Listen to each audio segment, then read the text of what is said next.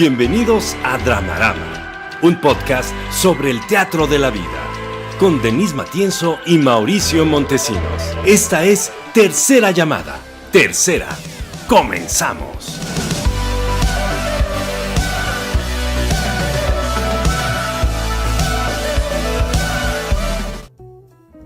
Bienvenidos a su podcast de confianza y confiable Dramarama, un podcast de análisis de cultura, medios y audiencias, el podcast favorito de Silvia Navarro. Claro, que terminó ya telenovela hace unos días. Ay, como si fuera su amiga Denise. Pero ya porque terminó, me contó en el una Starbucks. telenovela, pero ella ha seguido fielmente el podcast. Porque es súper fan. Siempre, yo la podcast. quiero mucho. Pero ya terminó su telenovela. La verdad es que sabes que se puso muy buena hacia el final. Pero nada más les dejo ese dato, ¿eh? Está en la mesa aquí conmigo la amiga de Silvia Navarro, Denise Matienzo. Ay, ojalá fuera su amiga. Yo sí quisiera ser su amiguis. Yo también. ¿Verdad? Que la pueden contactar en Facebook como Denise Matienzo Rubio y en Twitter como @lamatienzo. Y Mauricio Montesinos también está aquí conmigo en la mesa, como siempre, ya saben, este payaso teatrero. Les recuerdo que lo pueden encontrar en @PezDeOroMX, tanto en Twitter como en Facebook, y es así porque escribe una columna en elsemanario.com que se llama El Pez de Oro, entonces también pueden buscar su columna ahí, en ese medio digital. Las redes del programa son en Facebook, Dramarama MX, en Twitter, @Dramarama MX, y el correo electrónico es dramaramamx@gmail.com. Sí. A nuestros colaboradores los pueden encontrar también en Facebook, Alejandra Gutiérrez como Ale Gutiérrez y Alex Rodríguez como Alex Rodríguez, tal cual es respectivamente nuestra productora y nuestro community manager. Les mandamos muchos saludos y vamos directo al programa. Vamos. Venga. Reflector a las butacas. Ya estamos en Reflector a las butacas y en esta sección rastreamos la audiencia de determinado producto o servicio. Y en esta ocasión vamos a hablar de quién participa, porque no creo que sea el término adecuado, consume, quién participa en las asociaciones de trabajo comunitario en México. Uh-huh.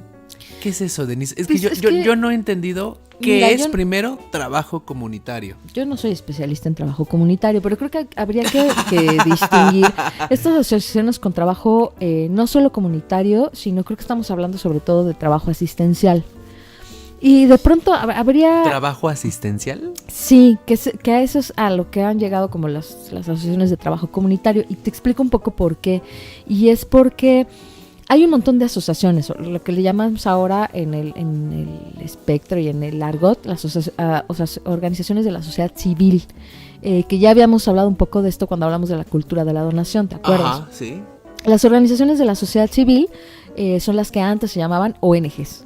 Organizaciones no gubernamentales, pero el término se nos quedó un poco evolucionó. Corto. Exacto, se nos quedó un poco corto porque el que no sean gubernamentales, pues no te dice nada por definición más que por negación, y la definición no debe negar algo, debe afirmar algo.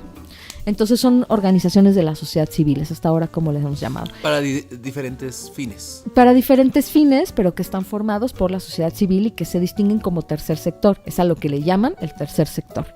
El primer sector, el segundo sector, son respectivamente gobierno y empresas, y el tercer sector son las organizaciones de la sociedad civil, que son organizaciones sin fines de lucro que tienen otros fines. ¿Okay?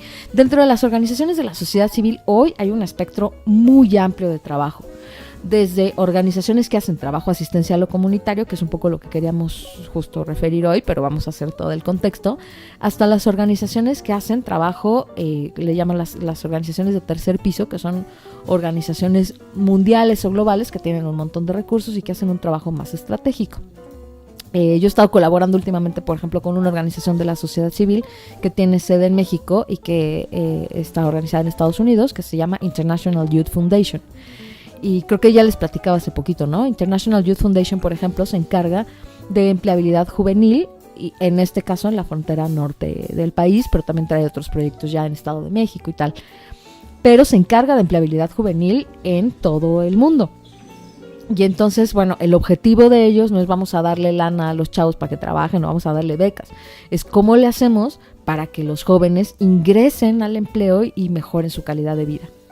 por ejemplo, ¿no? Entonces estas son las más estratégicas, más grandes, con recursos muy cuantiosos, que tienen recursos también gubernamentales como recursos internacionales, a diferencia de asociaciones más pequeñas, que son las que estamos llamando como asociaciones asistenciales o de trabajo comunitario, que son asociaciones formadas por unas cuantas personas a nivel local y que atienden problemas muy específicos, ¿no? ¿Te acuerdas que cuando hablábamos de la cultura de la donación teníamos esta discusión donde tú decías, es que el asunto es que al gobierno no le alcanzan los recursos para cubrir todas las necesidades de la población? Hay una parte cierta en esto, es decir, las organizaciones de la sociedad civil han venido a subsanar un trabajo que ni empresas ni gobierno han alcanzado a cubrir, y entonces las organizaciones entraron en esos rubros. Y luego decíamos, bueno, no es que no le alcance, ¿no? También hay corrupción. A veces no es que no le alcance, simplemente no están en la agenda política nacional o no son políticas públicas. En fin, hay muchas razones por las que las organizaciones de la sociedad civil pueden entrar a hacer trabajo o intervención en la sociedad en muchos niveles. Pero en este caso estamos hablando de organizaciones de la sociedad civil que trabajan de manera comunitaria y asistencial. Y en este caso, esta información le queremos dar las gracias porque More, que ya la habíamos comprometido que estar aquí, y no se crean, luego va a estar aquí Maritza Velázquez, alias La More. Nos pasó esta información y en otra ocasión conocida vendrá en el mundo bajo. Exacto, AKA More, ¿no? Alias More. Y ya luego vendrá a platicar con nosotros, pero nos pasó estos datos para platicar hoy con ustedes. Y sobre todo porque ella estuvo involucrada con el asunto de los damnificados del terremoto, que es un trabajo sumamente asistencial. ¿Por qué? Porque lo que estás buscando no es, les voy a dar empleo a estas personas para que en el largo plazo, nada. O sea, lo que buscas es en ese momento, necesitamos un montón de recursos para que esta gente sobreviva al desastre y luego para que pueda rehabilitar o rehacer sus casas, ¿no? Y bueno, pues de este tipo de asociaciones estamos hablando. La primera característica para poder determinar a la audiencia es precisamente la causa de la asociación civil. Es decir, en este caso en donde participó More, se encargaba de damnificados por el temblor del 19 de septiembre, pero podemos encontrar... No, del 7, porque fue en Oaxaca. ¿7? Ya. Ajá, no fue en el DF. Pero bueno, esa es una causa, podría ser, pero puede ser la comunidad indígena o pueden ser diferentes causas que interpelan a esas audiencias. Es correcto. Y bueno, nosotros distinguimos someramente, creo que esto también tiene una discusión más amplia, pero someramente distinguimos básicamente 3 públicos. Tú dime si encuentras más. Uno es los donantes, ¿no? Es decir, yo quiero hablarle a ciertas personas que me pueden donar recursos, ya sea en dinero o en especie.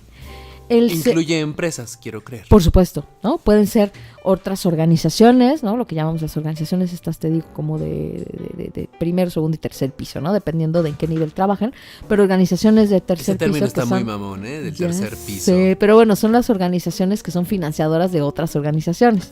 Porque, por ejemplo, estaría Fundación Hewlett Packard, ¿no? Entonces, Fundación Hewlett Packard, nosotros, ¿no? Tenemos un platal ahí que queremos donar a distintos proyectos. Nosotros no tenemos proyectos propios, pero ayudamos a otros a desarrollar sus proyectos. Entonces, estos pueden ser donantes o pueden ser organismos internacionales como el Fondo Monetario Internacional, el Banco Mundial, USAID, etcétera.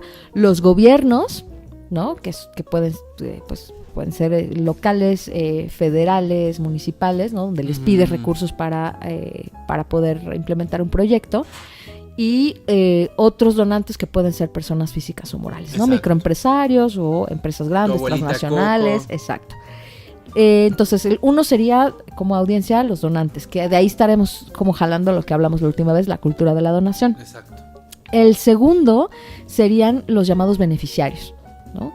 Que también son un público, son el público al que beneficias, pero también son un público al que le hablas, ¿no? O sea, no solo son como los usuarios, los beneficiarios, pero también les hablas, también les dices algo, ¿no? Y también quieres que sepan algo. Sobre todo, por ejemplo, en algunas organizaciones que trabajan con información, ya que el programa pasado, ¿te acuerdas que hablábamos de embarazo infantil? Bueno, pues en algunos casos como con derechos reproductivos u otras cosas, el beneficiario lo que obtiene es información, por ejemplo. Y el tercer tipo de audiencia que localizamos es finalmente la prensa o con quien haces relaciones públicas, ¿no? Okay. Que es quien te ayuda a difundir información estratégica en la sociedad para poder seguir realizando tus fines, ¿no? Y no es cualquier tipo de medios, tendría que ser un medio de nicho según Sí, la causa, claro, para que claro. puedas conectarte con la banda que quieres conectar, ¿no? Ya sea Idealmente. como donante o ya sea O como beneficiaria, Exacto. ¿no? Y por supuesto que les hablas en distintos lenguajes a cada uno, ¿no? Aquí ese es el gran truco, y esto sí es así como parece muy para comunicólogos, pero bueno, para todas las personas que trabajan con este ámbito y con la comunicación, mercadotecnia social o con cualquier tipo de asociación que hace alguna intervención social, pues tendrías que diferenciar y no les puedes hablar igual, ¿no? Necesariamente, o sea, no es lo mismo hacer un comunicado de prensa, ¿no? Sobre tu intervención en la comunidad de Juchitán para los damnificados, que decirle a los propios damnificados cierta información estratégica que necesitan saber para rehabilitar sus casas, por ejemplo. Cuando investigué del tema, a mí me pareció interesante la caducidad de ciertas audiencias. Ajá. Porque no todas las causas duran lo mismo. Por ejemplo, esta que estamos hablando de los damnificados, Exactamente. O sea, su fecha de caducidad ¿no? Sí. es Sí, cercana. algunos son temporales, no Es son cercana. un proyecto, no un proceso. Ajá. A diferencia de otros productos o servicios que hemos comentado, en donde la temporalidad de la audiencia es a largo plazo. En este caso depende mucho de la causa y esas fechas de caducidad pueden ser muy, muy, muy cercanas. Sí. Porque, insisto, depende de la causa. Sí, sí, hay algunas causas más grandes, como decir eso, embarazo adolescente en México, Eso ¿no? es a largo plazo. Pues es a largo plazo, ¿no? Pero damnificados del temblor es a O corto. cualquier tipo de damnificado, ¿no? O sea, que sea de huracanes, de inundaciones, de terremotos, en fin, todas esas son temporales, ¿no? Aquí lo que me parece interesante de analizar es la movilización de la sociedad civil por gestionar proyectos para ciertos fines y en donde el Estado se vuelve como un aliado sin que En el mejor de los casos. en el mejor de los casos, sin que tenga que ser el precursor. Eso me parece interesante porque actualmente hay muchos estudios de cómo se entiende la movilización de la sociedad civil y yo creo que uno de los puntos más evidentes donde vemos la movilización está en el trabajo colaborativo de las asociaciones civiles, en donde podemos incidir de una manera directa en determinados fenómenos para poder transformarlos, beneficiarlos, yo qué sé. Entonces, en ese sentido, me parece que el trabajo de las asociaciones civiles tiene gran valía en tiempos políticos en donde se cuestiona la movilización social, ¿no? En donde no solamente tienes que darle un like o no solamente tienes que darle un retweet o un share, sino que tienes que estar fuera de tu computadora o fuera de tu celular haciendo trabajo y gestionando y desarrollando planes estratégicos. Y yo creo, bueno, esto ya sale un poco del asunto de las audiencias. Yo creo que las organizaciones de la sociedad civil, aun cuando aparentemente están desvinculadas de la política, están haciendo trabajo político. Eso es muy importante. Y eso a veces se nos escapa del análisis, ¿no? Es como si están haciendo un trabajo No, de política. no, pero y yo creo político. que no te está saliendo del análisis de audiencias. Hay ciertas causas que resuenan más a cierta corriente ideológica. Por supuesto, también hay muchas asociaciones clientelares, no hay que dejar de ver eso. Es decir, que están chupando presupuesto de una presidencia municipal o de un gobierno local o del gobierno federal, ¿no? Y que no necesariamente tienen, tampoco hay que, creo, como santificar a las organizaciones de la sociedad civil, que también es otra cosa que pasa, ¿no? Entonces, las audiencias tienden también a ponerlo en términos así binarios o maniqueos, ¿no? Como el gobierno es el malo, por lo tanto la sociedad civil es buena. Y yo no creo en eso, ¿no? Creo que en el gobierno hay burócratas buenos y hay burócratas malos, ¿no? Y en las organizaciones de la sociedad civil también hay buenas y malas, ¿no? Y también hay algunas muy, te digo, clientelares que están chupando presupuesto y que están... de hecho, lavando dinero, por decirlo de alguna manera, es decir, también están triangulando recursos para otras cosas y hay gente que está haciendo una labor verdaderamente encomiable. Hay un problema con los recursos, aunque ya un poco habíamos hablado de esto, y es que Cuando accedes a recursos federales también es una bronca porque es como tu audiencia, pero tienen un montón de requisitos, ya habíamos hablado de estos mecanismos, y dan muy pocos recursos para generar unos proyectazos, ¿no? Entonces la verdad es que tú le acabas poniendo dinero bueno al malo ahí. Y muchas organizaciones pues como que se esperanzan de que van a vivir de eso y tienden a la desaparición si no consiguen recursos de otro lado o si no se hacen autosustentables. Por eso las audiencias son importantes, porque no solo necesitas donantes, por eso son tus audiencias, eso es a lo que quería ir, ¿no?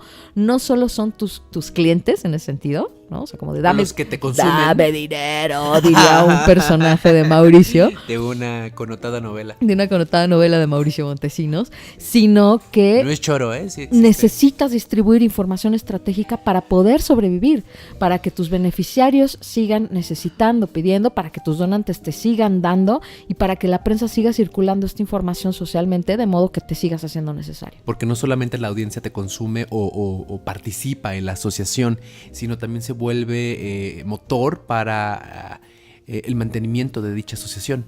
Esto es interesante. Exacto. Cómo las audiencias brincan de la participación o del consumo a la gestión. A la movilización, que es lo que estaba diciendo. A la movilización de este tipo de organizaciones civiles. Sí. Y es lo que al final tendría que hacer las autosustentables. Bueno, más o menos por ahí va. Eso obviamente es algo más complejo que requiere más análisis, pero pues por ahí más o menos va la onda. Vámonos a la siguiente sección, ¿no? Comedia. Ya estamos en comedia y en esta ocasión vamos a hablar de cómo los ingresos de Facebook han crecido un 47% gracias a la publicidad de los móviles. Me parece impresionante. Fíjate que la nota la sacamos de Expansión, ya tiene tiempo, pero a mí me pareció que valía la pena retomar este asunto de Facebook porque que es la red social más usada en México, by the way. El número dice lo siguiente. Hay un amigo me dice que no use palabras ni términos en idiomas inglés. Extranjeros. Por cierto. Ok, de acuerdo. ¿No? Está bien. All right. De acuerdo. Los ingresos por publicidad móvil representaron el 89% de las ventas totales de avisos de la red social, un aumento frente al 84% del año anterior.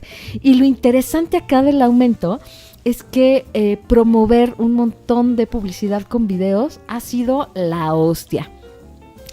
La hostia de ni está en español, que conste en actas, sabes, pero no el español mexicano, no me vengas la hostia. A mí me dijiste que no fueran lenguajes extranjeros. Hostia, ni sabes. A verdad, ¿qué tal me la rife con la eso? Hostia. Es la hostia. Pero es en español, ¿no? Eso que ni qué. Bueno, es la onda, pues resulta que estos videos, ¿no? Justo que puedes ver en tu celular, ¿no? Pues nada, van apareciendo ahí en tu timeline y de pronto aparece el video de mira esta ropa tan bonita que te presento, ¿no? Y entonces el video de muchas chavas que se cambian de, ¿no? O sea, con distinta ropa y tal. Ajá.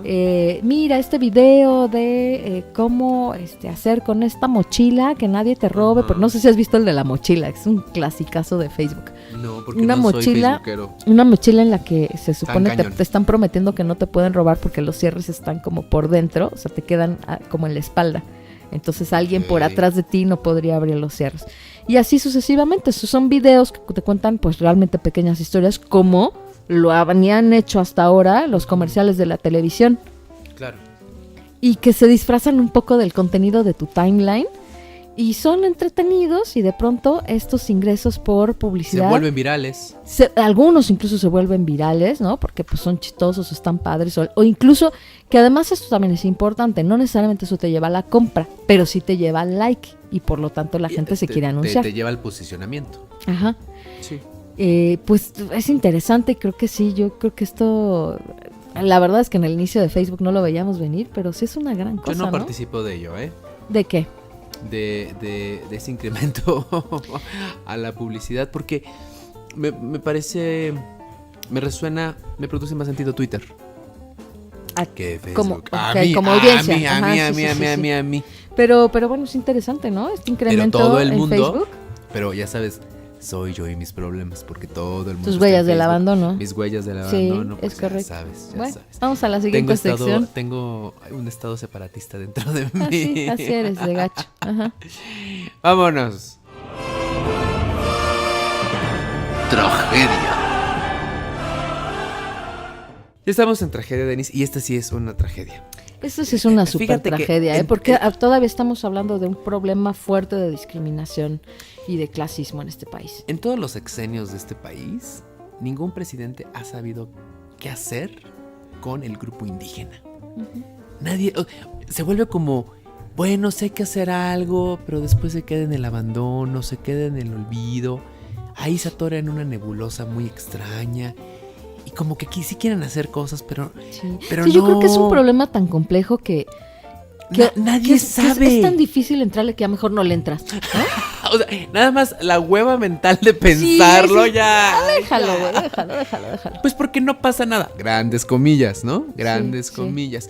Es el Consejo Nacional para Prevenir la Discriminación, Discriminación, o sea, la CONAPRED. CONAPRED, ha hecho un estudio Que ya donde nos se ha ve levantado varias denuncias la muchas, CONAPRED. de cuál Ay, es ni el nivel cierto. de participación universitaria de jóvenes con lengua estrictamente indígena. Ujú, Y los ujú. resultados son apabullantes. El 86.4% de la población de lengua indígena de 12 años ni siquiera va a la escuela. Ya, o sea, deja tú deja la universidad. el nivel por superior, Dios, o ¿no? sea, Ajá. así te la pongo, ¿no? Y fíjense que aquí el dato más aterrador en términos, ahí sí, de integración social y nacional, Sí. es que en este estudio se descubrió que el grupo de 20 a 24 años de hombres y mujeres que solamente hablan lengua indígena no termina una carrera profesional. Esto equivale a 23,000 jóvenes Ahora, que no s- tienen una participación universitaria ni... Y porque también parto de la idea de que la universidad no es para todos, pues, pero, a eso iba. pero Ujú. no está en la oferta de estas personas, ni está en la parrilla de posibilidades. Ese es el tema, ¿no? Es un tema de acceso, porque puede ser que al final tú decidas no estudiarlo, pero al menos tendrías que tener el mismo acceso o la misma oportunidad que todos los demás. Yo no sé, tengo mis dudas y ahí te va porque y no tengo una solución a esto, solo creo que hay que planteárnoslo en la complejidad del problema. Y es que parte de los indicadores de desarrollo indican que nosotros subamos a toda la población a unos ciertos parámetros de desarrollo social y de progreso social, ¿no? Es justamente estos parámetros del progreso que han sido muy cuestionados en las teorías indigenistas, de qué tanto nosotros les vendemos un progreso que no es el progreso que Que no les corresponde produce a su sentido. cultura y a sus usos y costumbres tal cual, ¿no? Porque tenemos comprada la idea del progreso es la obtención de dinero, el éxito trabajo. económico, exacto, la plusvalía del trabajo, amigos del Che Guevara. En fin, todo esto que nos hemos comprado como sociedad capitalista, industrial, occidental y neoliberal. Y de pronto habría que pensar, que también ya lo hemos hablado, la pertinencia de la universidad, ¿no? En general. Y luego, bueno, entonces además queremos subir a todo mundo a la universidad, que la universidad no es para todos, ya bien lo dijiste, por un montón de competencias que tienes que tener para ella, ¿eh? No estamos siendo elitistas ni clasistas. Y Es un asunto de vocación. la otra es que a dónde queremos que lleguen con la universidad. Es decir, ¿no será que a lo mejor también la estamos regando? Que tendríamos que estar pensando en nuevos esquemas en los que tendremos que ofrecerles otras oportunidades a las personas de comunidades indígenas. Es decir, no sé si es la universidad. A lo mejor tenemos que generar universidades para comunidades indígenas. No lo sé, ¿eh? No lo sé. Solo aquí- creo que vale la pena pensar si no nos estamos comprando boletos. Pero al menos en cómo están las cosas hoy, pues sí, todo el mundo tendría que tener acceso, ¿no? Es que aquí lo jodido es que no existe un respeto o una procuración por los criterios de crecimiento social de estos grupos. Vamos, tú los estás jalando a estos, pero no estás viendo los otros ni estás procurando esos. y todo se queda en un limbo. Ahí está lo jodido. Ahí está lo jodido, ¿no? De hecho, lo jodido es no contemplarlos, justamente lo que estamos diciendo. Si dices, bueno, mira, vamos a implementar unas universidades especiales para comunidades indígenas que, a ver, pero que estudiemos verdaderamente ellos qué necesitan y cómo salir adelante. Eso ya es un proyecto. Claro. Eso ya es contemplarlos, ¿no? Sí. El problema es que parece que están justo en un limbo donde no están contemplados para nada.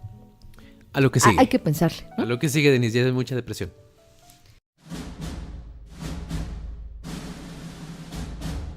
Esto es Escena 1. Ya llegamos a Escena 1. Y esta vez en Escena 1 queremos tomar unas charlas TED. Yo soy muy fan de las charlas TED. Sí, lo que se llaman las TED Talks. Llevaste ese mundo, ¿eh? Ajá. Soy muy fan de las charlas TED porque son un formato bien interesante. De hecho, hasta me compré el libro de cómo hacer charlas TED y todo. Está bien padre. ¿Existe? Sí, claro. Y te dan todos los tips de cómo se arman las charlas TED. Porque no solo se trata de que te lo patrocine TED Talks, ¿no? Que son Technology and Education, creo, no sé. Si quieres, búscame lo que significa TED. Ajá. No solo porque no me acuerdo. No solo porque lo ponga en su plataforma TED, ¿no? Ajá. Sino porque sí tienen un formato muy particular que tiene que ver con una estructura narrativa, con una duración muy particular, etcétera. Entonces, las charlas TED suelen ser charlas cortas, ajá, que hablan sobre un tema, que intentan ser muy puntuales y muy innovadoras. Technology, Entertainment, Design. Technology, Entertainment, Design. O sea, tecnología, entretenimiento y diseño. O sea, de los oseaces. Y de hecho, un poco, si sabes la historia, luego estuvo a punto de desaparecer las charlas TED. ¿Ah, sí? Porque no tenían fondos y luego, ¿no? El güey tuvo una visión y entonces, lograron hacer como las franquicias y entonces, ¿te acuerdas que Dante nos hablaba, Dante Lunaca, cuando estuvo, de que él estuvo en la franquicia de TED Azcapotzalco? Y hay un montón de franquicias por cada país y por secciones y bueno, en fin. Y entonces ya cada quien, ¿no? Va haciendo como su propia localización, ¿no? De las charlas TED. Y en este caso queremos hablar de las charlas TED de Helen Fisher, porque esta mujer está súper interesante. ¿Te gustaron las charlas TED de Helen Fisher? ¿Sabes qué? Me parecieron muy breves. De eso se trata, claro, tienes que compactar mucha información. Mi sensación es, el tema es demasiado complejo para 20 minutos, porque duran eso, ¿eh? Por lo menos las de esta mujer, Helen Fisher. Sí. Hay algunas que duran menos. Yo vi dos, que una se llama The Brain in Love, y la otra se llama Why We Love, Why We Cheat, ¿no? ¿Por qué amamos, por qué engañamos? Y una dura 20 minutos y la otra dura 15 minutos. Yo me quedé con ganas de más. Esa fue mi sensación. A mí, sí, pero claro, yo sé que no se trata de eso, sino que la brevedad rige este tipo de información. Así es. ¿Verdad que sí? Es correcto. Helen Fisher, nada más para darles un poquito el contexto. Helen Fisher es una antropóloga y bióloga estadounidense. Ella se ha dedicado a escribir libros, se ha dedicado a estudiar el asunto del amor, básicamente la química del amor, y entonces pues así fue como se convirtió como en este portavoz de qué está pasando en la química cerebral del amor. ¿Cómo funcionamos fisiológicamente en el amor? Ajá, y cerebralmente. Hizo, pues las charlas TED que se han vuelto súper famosas, pero ya tenía un libro al respecto, y está escribiendo ahora otro, donde quiere hablar de por qué elegimos a las personas que elegimos, porque en algún momento Match.com, que es un sitio de citas, un sitio de citas en línea, le pregunta eso y ella dice, no, pues no sé, manas, ¿no? ¿Cuáles son los criterios para que una persona haga match con alguien? Pues hay que investigarlo, y entonces ella dice, bueno, hay que investigarlo, ¿no? Entonces, pues hace estas conferencias donde habla de lo que ella ha investigado hasta ahora y que me parece que están re preciosísimas, ¿no? La primera idea que me pareció interesante fue cuando habla de 3 sistemas cerebrales para hablar del amor. Los 3 cerebros del amor, exacto, ¿no? Primero el impulso sexual, 2 el amor romántico, 3 el apego. El apego o el apego a una relación, ¿no? Más duradera, más larga. Le llama deep attachment. Ajá. Así le llama a esta mujer. Y que La primera idea que dije, a ver, ¿cómo que le den más tiempo a esta mujer? Es que no necesariamente estos 3 filtros de información corresponden a la misma persona. Es decir, para una persona puedes tener un impulso sexual, para otra puedes tener un apego y para otra puedes tener el amor romántico. Ujú. Eso significa O que... pueden ser staged, ¿no? O sea, Ajá, como estadios exacto. con una misma persona también. Y aquí lo interesante es, cerebralmente te puedes enamorar más de más de una persona al mismo tiempo. Claro. Aquí O sea, dije, a ver, ¿cómo? porque lo que está diciendo es la capacidad que tiene el cerebro, pues la tiene todo el tiempo para más de una persona. O incluso porque podría tienen- sentir las 3 tipos. Porque los juegos son diferentes. Claro, podría sentir por alguien lujuria, por alguien amor romántico y por alguien deep attachment, lo que ella le llama, ¿no? El apego profundo. Ajá. ¿Por qué no? Cerebralmente, no socialmente, Sí, no ya, culturalmente. Pero ya van a empezar con que así justifican sus puterías y esas Cerebralmente- cosas y sus prejuicios. Puedes establecer vínculos amorosos con más de una persona a la vez, ¿no? Ujú. La otra idea que me pareció sumamente interesante fue las diferencias entre el cerebro del hombre y el cerebro de una Que eso mujer. es sumamente discutible y Helen Fisher todavía sigue sosteniendo que hay diferencias sustantivas entre un cerebro y otro. Hay otros autores que están diciendo las diferencias son mínimas y ya dejemos de Pero creer esta que hay dos mujer cerebros sí cree distintos. que existen grandes diferencias entre ella los sí sigue géneros. sosteniendo eso. Es muy chistoso cuando ella remarca, el cerebro de una mujer sirve para hablar, para jugar con las palabras, para relacionarte con las palabras, Ujú. ¿no? Y el cerebro de un hombre sirve para discriminar de todas las opciones que te da la realidad, Ujú. para enfocarte a Sí, una está enfocado, ¿no? y, O sea, y cumplir el objetivo de conseguir algo, ujú. ¿no? Y ella lo plantea muy bien. El cerebro de un hombre y de una mujer es como el pie derecho y el pie izquierdo. Los dos te sirven para caminar, pero tienen funciones distintas. Sí, te digo, eso es sumamente discutible, pero al menos ella sigue parada en Sí, ese o lugar. sea, lo pone en la mesa ¿no? como una nota interesante, Ujú. ¿no? Sí, otras teorías lo que están diciendo es, esas son algunas tendencias, ¿no? Pero que también están alimentadas por cómo culturalmente hemos educado a los hombres y a las mujeres, Sí. ¿no? Entonces no es cierto que el cerebro de las mujeres haya nacido por siempre y para siempre más platicador y el de los hombres más temporoespacial, No. sino que hemos educado a los hombres más en eso y por lo tanto han desarrollado cerebros más ágiles y más competentes en eso, y hemos educado a las mujeres en hablar más y por lo tanto pues, son más competentes en empatía y en lenguaje. Hay discusiones, ¿no? Pero bueno, ella sí lo sostiene todavía desde ahí. A mí hay una cosa que me llamó mucho la atención también cuando dice ella, hay un cambio importante social que ha determinado un cambio también importante en cómo se entiende el amor, y es el asunto de la equidad. El ingreso de las mujeres al campo de trabajo sí ha hecho un cambio importante, y hay una frase que ella sostiene que dije yo, me parece muy provocadora y no sé si sea tan cierta, porque ella dice, estamos como nunca en un tiempo donde el matrimonio tiene la mejor oportunidad de tener éxito. Sí. Porque las parejas tienen mayor igualdad que lo que habían tenido en muchos años. De hecho, ella dice, parecidas más bien a los inicios de los tiempos, Estamos a los clanes regresando africanos. a los escenarios originales de la humanidad. Ajá. Habla de Ella dice, ahí parejas estaba heterosexuales. más recuperada, ¿no? La posición de la mujer que se perdió durante el tiempo. Y ahora que se Dice, recupere, es que la mujer trabajaba un chingo Claro. en el principio de los tiempos. y tenía un poder sexual, económico, social, familiar sumamente Y reconocido. ahí las relaciones de poder se equilibraban, Ujú. necesariamente. Y lo que ella dice es, bueno, tendemos otra vez hacia ese tipo de relaciones. Y en medida en que tendamos para allá, entonces los matrimonios tienen mucho más posibilidades de éxito. Y yo digo, no lo sé. ¿Por qué no lo sabes? No Saber lo qué te causa sé. conflicto en ese Porque pensamiento. acuérdate que platicábamos hace poco del asunto del matrimonio, y boda no es lo mismo que matrimonio, ¿eh? Ajá, sí. Porque no sé si el matrimonio estaba justamente diseñado para estructuras desiguales.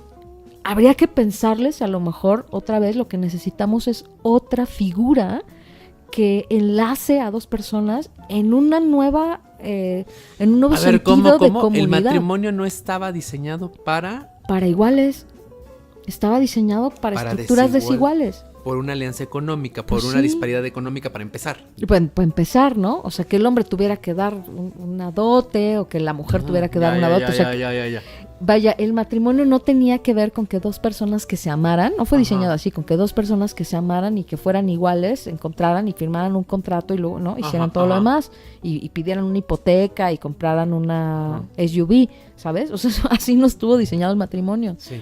Entonces, no sé si relaciones más equitativas, contratos más equitativos necesitan un contrato nuevo, no el del matrimonio, Ujú. ¿no? Y entonces sí, a lo mejor esta cosa nueva entre iguales será muy exitosa. A lo mejor tendríamos que llamar esta relación a largo plazo entre personas iguales tendrá más éxito, pero no sé si en el formato de matrimonio. Yo, no sé, al menos digo, no sé, esta afirmación me parece muy arriesgada, muy atrevida. A de mí, Helen Fisher. a mí lo que me intrigó fue cuando ya te explica las posibilidades cerebrales y cómo el cerebro procesa la realidad de una manera tan rápida y tan compleja. Ujú. Estos matrimonios que duran 25 años, 30 años y cerebralmente, porque no está basado en cosas maniqueas, no, cerebralmente estas Sí, porque dos lo que personas hace ella siguen es enamoradas. someter a las personas a Ajá. escaneos Cerebrales. Estas dos personas, después de 25 años, siguen enamoradas. Por su actividad y cerebral. El Ajá. impulso sexual, el apego y el amor romántico lo destinan a una sola persona. A Sí, mí me intriga sí. mucho saber qué pasa ahí. Claro. Porque No, a ella también. Sí, Créeme, a ella también. y es lo que dice, a ver, espérame porque voy a seguir investigando porque no tengo conclusiones. Claro. Pero a mí me intrigó, como ella, porque el cerebro va en chinga. Ajá. Porque tiene múltiples posibilidades. Oye, ¿será ¿Por que qué haya personas decides? diseñadas así y otras no? También eso puede ser. O sea, que estas personas que les hacen el escaneo, sí, ciertamente, cuando te dicen que siguen enamoradas, sí siguen enamoradas porque tienen todo eso en su Yo sí cerebro. Pero conozco ¿qué tal si es matrimonios porque de están muy- configuradas así y otras personas no están configuradas así? No están cableadas, güey, acuérdate. Sí, es que no estás hablando. Ajá. Yo sí conozco matrimonios de muy larga duración que genuinamente los ven enamorados. Sí. Y que vamos, yo no les conozco, bueno, caras vemos, corazones no sabemos, pero Claro. yo no les conozco historias de infidelidad, ni de historias Ah, turbulentas. no sabe, los pero matrimonios bueno, perfectos. exacto. ¿no? Ajá. De seguro, si le rascas, has de encontrar. Sí. Pero yo no veo algo en donde las energías Ujú. se dispersen, canalicen hacia otra persona. Por lo menos a mí también me intriga como Helen Fisher qué pasa ahí cerebralmente, ¿no? Ujú. Porque creo que ya hemos discutido mucho culturalmente cuáles son las exigencias o cuáles son las expectativas en el Sí, amor romántico. pero ¿qué pasa biológicamente? Pero qué pasa biológicamente, ¿no? Ujú. Y aquí también la pregunta es qué tanto la cultura traiciona a la naturaleza o se contrapone a la naturaleza, a lo que naturalmente estamos diseñados, Ujú. ¿no? Y que pues en la mayoría de los casos no existe un símil, ¿no? O sea, no existe un... Ujú. ¿A qué te refieres? Pues sí, que a veces la naturaleza te capacita o te diseña para que logres ciertas cosas, pero la Sí. cultura lo condena. Ajá. Entonces ahí hay una disputa biología-cultura Sí, claro. para el ser humano. Ujú. Aunque esa persona no sea consciente de esta disputa, sí la hay, sí hay un conflicto. Claro. Entonces, claro, claro.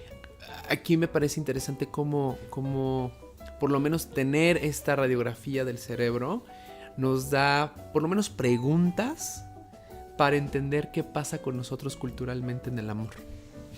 Es que la foto lo que te dice es, mira, así funciona el cerebro cuando te enamoras, pero no nos dice por qué nos enamoramos de quién nos enamoramos, por qué nos desenamoramos de quién nos desenamoramos, por qué alguien dura más enamorado que alguien que no. O sea, solo nos dice, esto pasa con la persona que dura más enamorada, pero no nos dice por qué dura más Y enamorada. solamente lo estaban viviendo desde el lado científico. Por Sí, supuesto sí. que hay un montón de planos y dimensiones que faltan. Y Hay que muchas preguntas hay sin una resolver. coalición en la vida de un ser humano en donde todas esas dimensiones entran en juego. Sin duda. Y la combinación de esas dimensiones te da como resultado relaciones de 25 años, infidelidades, divorcios, yo qué sé. Hay una cosa que dice ella que me llamó mucho la atención también, que dice, tú te enamoras de aquella persona que está en tu mapa del amor, Claro. ¿no?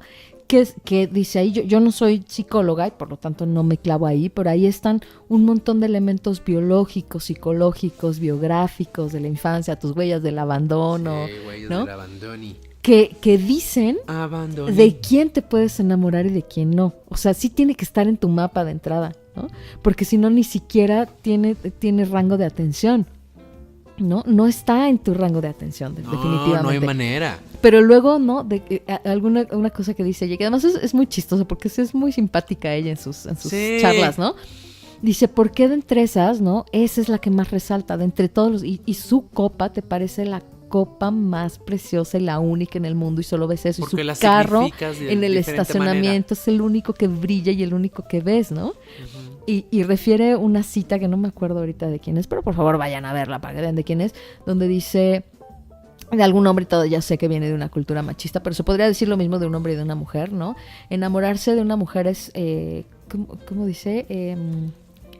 Sobre pensar sus cualidades por encima de las de otra mujer. Uh-huh. Y sería lo mismo de un hombre, ¿no? O sea, cuando sobrevaloras las cualidades de un hombre por encima de otro, pues te enamoras de este y no del otro, ¿no? Uh-huh. Pero sí tiene que estar en tu mapa. Y eso... pues tiene que ver con cómo fuiste criado, con cómo fuiste alimentado, abandonado, traicionado, humillado, etcétera, ¿no? O sea, desde lo positivo hasta lo negativo, y eso te dice quién está en tu rango de atención. Y luego de esos que están en tu mapa, solo uno, ¿no? Es el que te llama la atención. Y en eso todavía no hay conclusiones, que es lo que ella está investigando ahora. Y para cerrar esta sección, me parece interesante que por lo menos en la literatura los grandes temas que han estado en todos los tiempos, en cualquier momento histórico, han sido el amor y el poder. Pues es lo que nos mueve, ¿no? ¡Ay! Y el amor al poder y el poder del amor. Sí, y esas combinaciones, las que tú me digas, y las consecuencias de esas combinaciones, uh-huh, las que tú me digas. Dice, cierra ella, bueno... No es la última frase, pero ella concluye un poco diciendo: A world without love is a deadly place. Claro. Un mundo sin amor es un lugar muy mortuorio, ¿no? Es un lugar de muerte. Sí, y de hecho ahí, como a forma de corolario, habla sobre el uso de antidepresivos en este momento histórico. Que como hay un incremento indiscriminado de los antidepresivos, uh-huh, y ella lo dice, no es que esté en contra de ellos, pero sí existe un uso muy indiscriminado de los antidepresivos, y para contrarrestar que en la química del amor exacto, te da en la madre, claro. Corta, por ejemplo, la dopamina, uh-huh, ¿no? Con el objetivo de calmar la ansiedad, uh-huh, quitar la tristeza, uh-huh. Lo que se sacrifica es la dopamina, que es esa sustancia que posibilita cerebralmente el amor. Eso es muy, muy interesante y es muy fuerte. Sí, ya más allá de la cultura, lo que decíamos, como la biología también te da en la madre al amor. Bueno. Vamos a la última sección. Lleve la playera, la pluma, la taza, lleve el souvenir. Ya llegamos al souvenir y en esta sección vamos a recomendar algo porque sí, porque queremos y porque ya. Porque nos gusta. La verdad es que, fíjate que sí estaría padre que en algún momento nos patrocinen esta sección y si nos gusta lo recomendamos. Y si no, pues no. ¿No? Pues como la ven. Pero está padre porque si te gusta, lo vas a recomendar con un montón de fe. Así, no me encantó esto. Pero si no, o sea, no, a la goma, No vamos a recomendar aquí nada que no nos guste. Porque este es un espacio de verdad. Sí, por supuesto.